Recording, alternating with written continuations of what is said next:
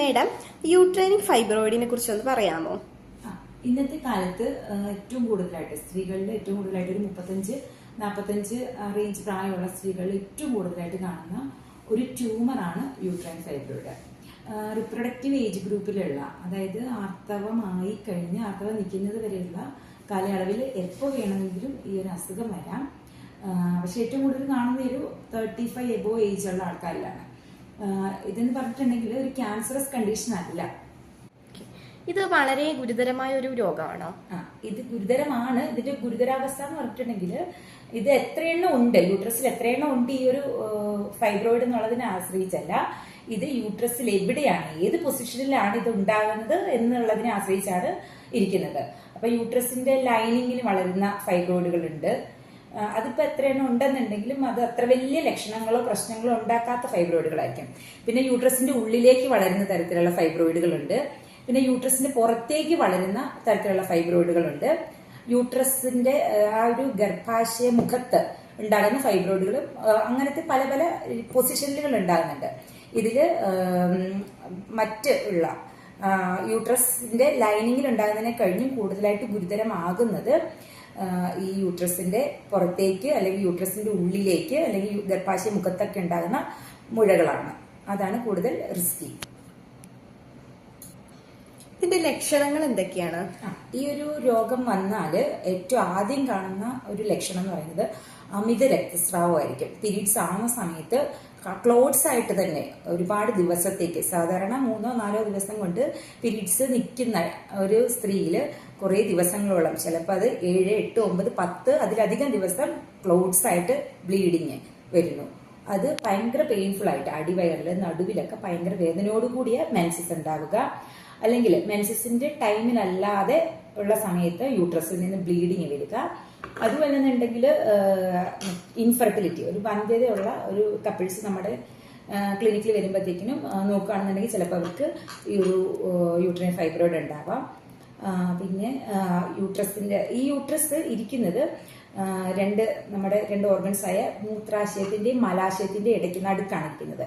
മുൻപിൽ മൂത്രാശയവും പിറകില് മലാശയമാണ്. അപ്പോൾ യൂട്രസിന്റെ ഉള്ളിൽ ഫൈബ്രോയിഡ് വളരുമ്പോൾ പൊതുവെ അതിന് യൂട്രസ് അതിനനുസരിച്ച് വീർക്കാനുള്ള ചാൻസ് ഉണ്ട്. അപ്പൊ അത് മുൻപിലേക്കാണ് വളരുന്നതെങ്കിൽ അത് മൂത്രാശയത്തിനെ കംപ്രസ് ചെയ്യും. അപ്പോൾ മൂത്രം ഒഴിക്കുന്നതിന് ബുദ്ധിമുട്ടുകൾ നേരിടാം. ഇടയ്ക്കിടയ്ക്ക് മൂത്രം പോകാം, അല്ലെന്നുണ്ടെങ്കിൽ മൂത്രം തീരെ പോകാതെ വരാം. പിന്നെ മൂത്രം ഒഴിക്കുമ്പോൾ വേദന വരാം. പിന്നെ മലാശയത്തിന്റെ ഭാഗത്തേക്ക് പുറകിലേക്കാണ് യൂട്രസ് വളരുന്നതെങ്കിൽ അത് മലാശയത്തിനെ ആയിരിക്കും കംപ്രസ് ചെയ്യുക.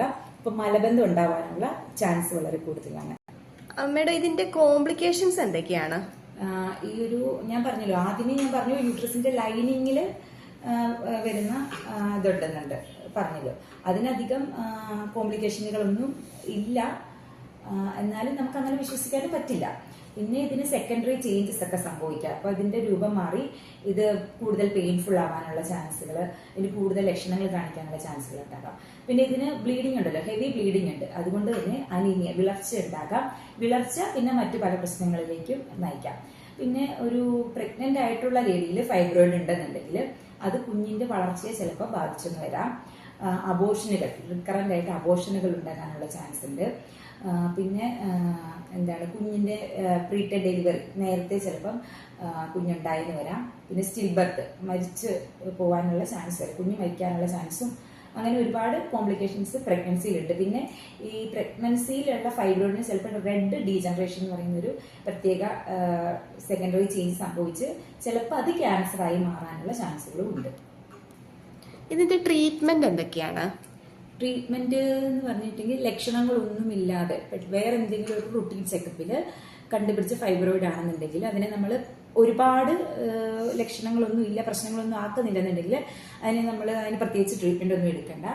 എന്നിരുന്നാലും നമ്മളതിന് കറക്റ്റായിട്ട് ഫോളോ അപ്പ് ചെയ്യേണ്ടിയിരിക്കുന്നു. ഒരു 6 മാസം കൂടുമ്പോൾ, എല്ലാ 6 മാസം കൂടുമ്പോഴും റെഗുലറായിട്ടൊരു സ്കാനിങ് അല്ലെങ്കിൽ ഒരു റെഗുലർ ചെക്കപ്പ് നടത്തി ഇതിന്റെ ഒരു അപ്ഡേഷൻ വേണം. ഇത് വളരുന്നുണ്ടോ, അതിന് മാറ്റങ്ങൾ സംഭവിക്കുന്നുണ്ടോ എന്നൊക്കെയുള്ളൊരു അപ്ഡേഷൻ കണ്ടെത്തണം. പിന്നെ ലക്ഷണങ്ങളുള്ള, അത് നമ്മുടെ ദൈനംദിന ജീവിതത്തെ ബാധിക്കുന്ന തരത്തിലുള്ള ലക്ഷണങ്ങളുള്ള ഫൈബ്രോയിഡുകൾ ആണെന്നുണ്ടെങ്കിൽ തീർച്ചയായിട്ടും ഒരു ഫിസിഷ്യനെ അല്ലെങ്കിൽ ഒരു ഡോക്ടറിനെ കണ്ട് അതിന് വേണ്ടതായ രീതിയിലുള്ള ട്രീറ്റ്മെന്റ് തേടുക തന്നെ ചെയ്യേണ്ടതാണ്.